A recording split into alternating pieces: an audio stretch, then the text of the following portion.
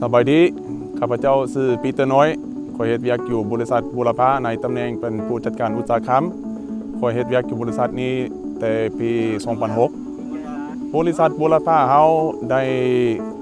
ปลูกกับเก็บซื้อไม้ปลูกนับแต่ปี1993แล้วบริษัทเฮาก็ผลิตเฟอร์นิเจอร์ผลิตภัณฑ์สำเร็จรูปที่ว่าเฮาส่งออกต่างประเทศอยู่ในทั่วโลกข้าพเจ้าชื่อวณิธาพรหมวงศ์ตำแหน่งผู้จัดการโรงงานข้าพเจ้าเฮ็ดเวียกอยู่โรงงานนี้ได้13ปีแล้วในโรงงานของข้าพเจ้าได้ซื้อไม้เข้ามาเพื่อปรุงแต่งไม้ที่เข้ามาปรุงแต่งในโรงงานนี้มีหลายขั้นตอนเนาะทำอิฐเฮาได้มาวัดแทกอยู่ในสนามไม้แล้วก็มาจัดสรรประเภทของไม้มาเลื่อยเป็นชนิดที่ว่าเป็นไม้เลื่อยหลังจากเลื่อยแล้วเฮาก็ได้มากรองเป็นตามมาตรฐานของโรงงานแล้วเข้าไปอบอยู่ในเตาอบนอกจากอบแล้วทางเฮาได้เอาเข้ามาปรุงแต่งเป็นลายผลิตภัณฑ์ที่ว่าต้องการตามผลิตภัณฑ์ที่เฮาผลิตนอกจากนั้นเฮายังได้เอามาอัดกาวแล้วก็ต่อเป็นชิ้นส่วนของทุกขั้นตอนการผลิตโรงงานของทางเฮายังได้ซื้อไม้เป็นไม้ที่ว่ายาวซื้องามไม้ที่ถูกต้องตามคุณภาพที่ว่าจัดสรรไว้แล้วก็จ่ายเงินตามประเภทของไม้ที่เฮาได้จัดสรรยกตัวอย่างทางเฮาได้จัดเป็นประเภทเกรด A เกรด B เกรด C ตกสเปคที่ว่าเฮาเอาบ่ได้ย้อนว่าเป็นไม้โดกไม้โกนแล้วก็ไม้มีโลหะนอกจากนั้นไม้สั้นกับไม้คด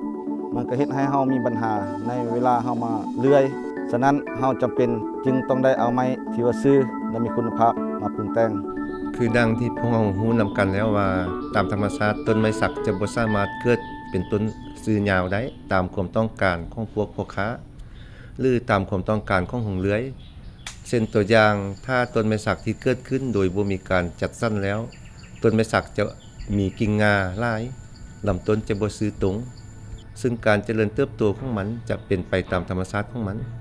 แต่ถึงอย่างใดก็ดีถ้ามีการจัดการที่ถูกต้องก็สามารถเปลี่ยนรูปแบบการเจริญเติบโตตามธรรมชาติของมันได้ซึ่งพวกเราก็สามารถได้ไม้ที่มีลำต้นซื่องามดีการจัดการส่วนปลูกต้องเริ่มต้นแต่ระยะปลูกทำอิฐแล้วต้นไม้ของทานนั้นก็จะมีการเจริญเติบโตดีเนาะทางด้านหน้าต่างในหลวงสูงดังนั้นมันจึงจำเป็นที่จะต้องได้มีการคัดเลือกต้นไม้ที่มีงายอดลายออกทางนี้ก็เพื่อเป็นการปรับปรุงแบบฟอร์มของลำต้นเนาะซึ่งเอิ้นการจัดสรรรูปแบบนี้ว่าเป็นการคัดเลือกต้นไม้ที่มีลำยอดเดียวและการจัดการแบบนี้ต้องเฮ็ดในเวลาที่ต้นไม้มีความสูง50ซนอีกอันนึงก็เพื่อเป็นการคัดเลือกเอาต้นไม้ที่มีลำยอดใหญ่และแข็งแรงเนาะโดยตัดเอายอดที่น้อยและบ่แข็งแรงออก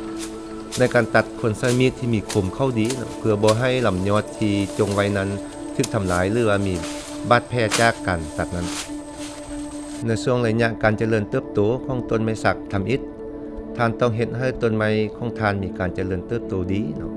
และสามารถให้ผลิตไม้ทอนที่มีคุณภาพสูงโดยเฮ็ดให้จำนวนต้นไม้สักดังกล่าวปราศจากบ่ให้มีตูดมีตุ่มมีตาใหญ่ตามลำต้นซึ่งพวกเราควรมีการตัดกิ่งงาที่ยังมีชีวิตนั้นออกซึ่งการปฏิบัติดังกล่าวนี้เอิ้นว่าการลิกิ่งงาอุปกรณ์หรือว่าเครื่องมืออื่นที่เหมาะสมเนาะสำหรับการลิกิ่งงานี้สามารถใส่ผ้าหรือว่าเลื่อยห้างปากก็ได้ห้างบ่มีเลื่อยลิงานะสำหรับไม้ที่มีลายในต้นหรือในตอเดียวกันนะควรตัดต้นที่อ่อนแอออกจงต้นที่แข็งแรงไว้เนาะการตัดต้นที่อ่อนแอออกนั้นต้องใช้คัตเตอร์หรือว่าผ้าก็ได้แต่สิ่งสำคัญต้องตัดให้เกี้ยงบ่ให้จิกบ่ให้ต่อหันจิกเนาะและบ่ให้ต่อหันแตกเนาะดังนี้เป็นการลิกิ่งงาครั้งทำอิฐนี้ควรต้องจัดตั้งปฏิบัติในส่วนปลูกที่ไม้มีอายุ1-3 ปีเนาะการลิกิ่งงานี้ก็เพื่อเฮ็ดให้ไม้ในส่วนปลูกมีการเจริญเติบโตทางด้านหน้าต่างและหลวงสูงได้ดีรูปแบบวิธีการลิกิ่งงาเนาะเฮาควรจะปฏิบัติอยู่ใน3บัดกาวเช่นว่าบัดกาว1นี้จะตัดงาที่สูงจากหน้าดินนี่ประมาณ 35-50% ออกบัดกาวที่2นี้ตัดแต่งเหือนยอดเนาะโดยการตัดกิ่งงาหรือว่าหน่อแหน่งที่เกิดแบ่งเบียดแยงกันนั่นเนาะที่จะให้โครงสร้างของเหือนยอดมีปัญหาในอนาคตบัดกาวที่3นี้ควรจงเหือนยอดที่โดดเด่นไว้เพื่อให้กลายเป็นลำต้นส่วนถึง ในกรณีที่มีหลายยอดจะเฮ็ดให้เกิดมีการแก้งแยงและสวงสิ่งกับยอดที่โดดเด่นฉะนั้นต้องพิจารณาและสังเกตให้ดีเนาะเพื่อให้ได้ลำยอดเป็นลำต้นเดียวเท่านั้นในการลีกงาครั้งที่2ควรเฮ็ดระหว่างอายุของต้นไม้ได้ 4, 5, 6 ปีถ้าต้นไม้ห้างมีความสูง5 เมตรต้องลีกกิ่งงาประมาณ 2.5 เมตรของหลวงสูงต้นไม้ส่วนการลีกกิ่งงาครั้งที่3นี้ต้นไม้ที่มีอายุระหว่าง 7-8 ปีและมีความสูงประมาณ 6-8 เมตรต้องลีกกิ่งงาประมาณ 4-5-6 เมตรของหลวงสูงของต้นไม้สำหรับการลีกกิ่งงาครั้งที่4ต้นไม้ที่มีอายุระหว่าง 15-12 ปีและมีความสูง 15-12 เมตรควรลีกกิ่งงาประมาณ 6-8 เมตรของหลวงสูงของต้นไม้เทคนิคในการลีกกิ่งงานี่แม่นเขาจะอิงใส่ขนาดขมใหญ่ของงาเนาะซึ่งมันจะประกอบมีงาน้อยบ่งาปานกลางงาใหญ่สำหรับกิ่งงาน้อยก่อนอื่นเราควรสังเกตและพิจารณาให้ละเอียดว่าจะเริ่มต้นการตัดอยู่ไสเฮ็ดแนวใดเพื่อบ่ให้มีงาเกิดขึ้นหลายบัดกล่าวที่2ควรตัดอยู่ที่จุดพวกเรากำหนดไว้การตัดควรตัดให้ถูกทิศและบ่ให้มีผลกระทบต่อต้นไม้ที่อยู่ใกล้เคียงบัดกล่าวที่3ถ้าตัดคาดไว้กิ่งงาที่ถูกตัดก็จะบ่มีการจี้คาดลงมาหาลำต้นถ้าเป็นไปได้ให้จับกิ่งงาไว้แล้วจึงตัดเพื่อบ่ให้กิ่งงาจี้คาดและเฮ็ดให้ปากบาดเพียงและเกียงดีเนาะสำหรับกิ่งงาที่มีขนาดปานกลางบัดกล่าวทำอิฐควรตัดงาห่างจากลำต้นออกไปประมาณ30 ซมเพื่อเป็นการลดพรน้ำหนักของงาลงโดยบ่ให้งาจี้คาดบัดกล่าวที่2ควรตัดกิ่งงาที่ยังเหลือในลำต้นออกตามหลังสำหรับงาขนาดใหญ่ที่มีหน้าต่าง10 ซมขึ้นไปควรตัดงาห่างจากลำต้นออกไปประมาณ 35-50 ซมเพื่อลดพรน้ำหนักของงาจากนั้นจึงตัดเบื้องลุมของงาลึกประมาณ 1/4 ของหน้าต่างงาที่เหลือสุดท้ายจึงตัดทางเบื้องถึงของงาลงวิธีการตัดแบบนี้แม่นเพื่อช่วยให้ลดอัตราเสี่ยงในการติดคาดของเปลือกและเนื้อไม้ในการตัดงาครั้งสุดท้ายแม่นให้ตัดติดกับลำต้นแต่บ่ให้ตัดเกินเข้าไป5ลำต้นหรือของงาจนเกินไปมุมที่ตัดนั้นจะต้องเป็นมุมซื่อลงไปทางนี้ก็เพื่อเป็นการช่วยป้องกันการเน่าเปื่อยที่จะลามเข้าไป5ลำต้นของไม้การลีกกิ่งงานี้แม่นเพื่อให้ลำต้นบ่มีตาลายและเฮ็ดให้ลำต้นมีความสวยงามดีถ้าอยากให้ต้นไม้มีการเจริญเติบโตและมีรายรับสูงสุดในอนาคตนั้นต้องมีการตัดสร้างคละระยะไปพร้อมยิ่งเป็นการดีเนาะสิ่งสำคัญในการคัดเลือกต้นไม้ที่จะจงไว้เพื่อขุดค้นครั้งสุดท้ายในอนาคตนั้นเนาะต้นไม้ดังกล่าวที่จะเลือกไว้นั้นต้องเป็นต้นไม้ที่ใหญ่แข็งแรงและบ่มีตำหนิต่างๆเป็นต้นต้นไม้ที่เป็นพญาติบ่ต้นไม้ที่คดงอบ่ต้นไม้น้อยบ่สิเฮาก็ต้องควรตัดออกเนาะจากนั้นจึงตัดต้นที่บ่ต้องการนั้นออกเป็นต้นที่บ่แข็งแรงต้นที่เป็นพญาติต้นที่มีรูปทรงบ่ปกติต้นไม้น้อยต้นที่คดงอออกจากสวนปลูกทั้งนี้ก็เพื่อเปิดช่องว่างและโอกาสให้ต้นไม้ที่จงไว้นั้นมีการเจริญเติบโตไวและมีขนาดใหญ่ไม้ในสวนปลูกที่มีอายุต่ำกว่า25ปีการตัดสร้างข้างใหญ่ระยะจะต้องกำหนดโดยการสังเกตเบิ่งการแก้งแยงและสวงสิงในการเจริญเติบโตของต้นไม้ในสวน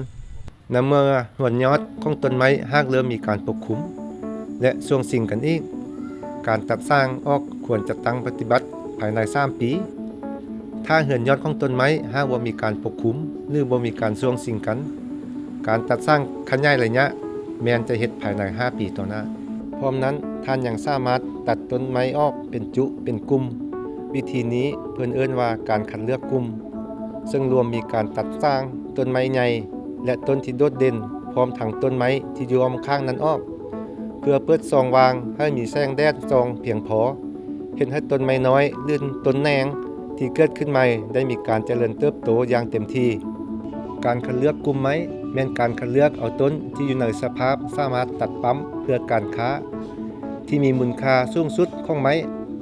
อาจเว้าได้ว่าซึ่งแม่นกลุ่มต้นไม้ที่มีอายุหลายกว่า25 ปีขึ้นไป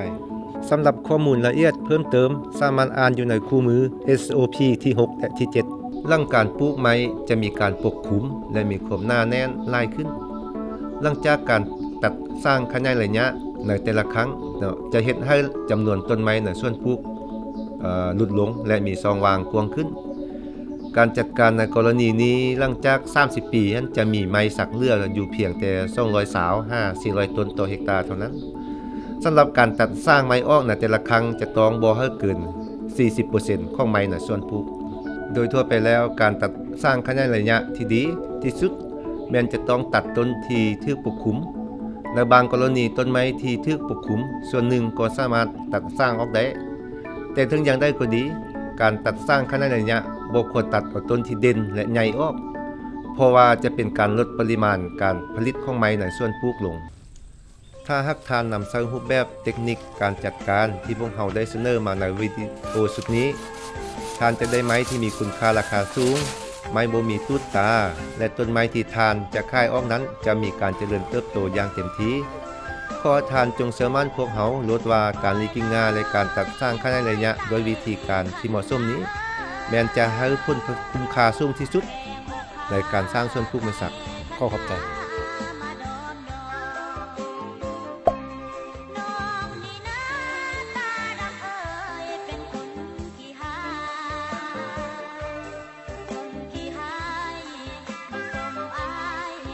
ยศสู